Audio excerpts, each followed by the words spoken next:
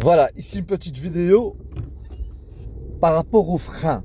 Donc vous savez tous qu'il y a un temps de réaction avant de freiner, d'accord? Avant que la voiture se mette à l'arrêt. Mais ici, on va tout simplement comprendre comment s'arrêter d'urgence. D'urgence, on va d'abord freiner progressivement. Et à un moment donné, quand les roues vont s'immobiliser, on appuie sur l'embrayage. D'accord? Donc notre distance de freinage sera courte.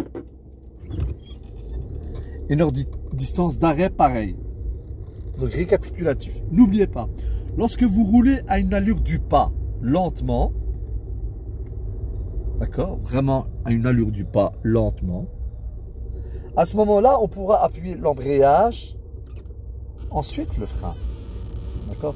D'ailleurs, si vous voulez rouler à l'allure du pas, ben, simplement le fait de soulever son pied de l'embrayage, pas complètement, et réappuyer.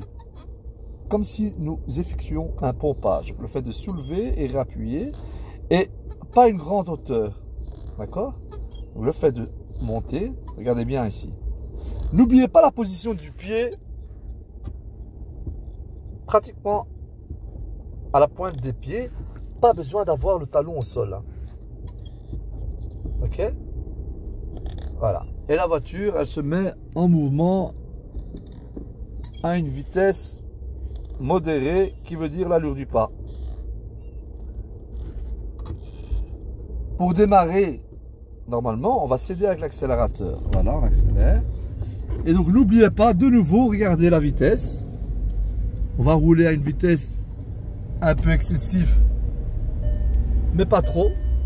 Genre 30. Et donc ici, regardez, pour m'arrêter, je vais freiner progressivement. Je freine et à un moment donné, lorsque les roues vont s'immobiliser, j'appuie sur l'embrayage. D'accord?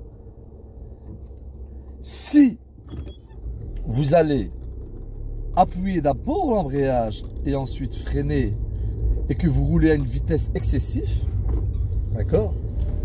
Par exemple, vous roulez en troisième, d'accord?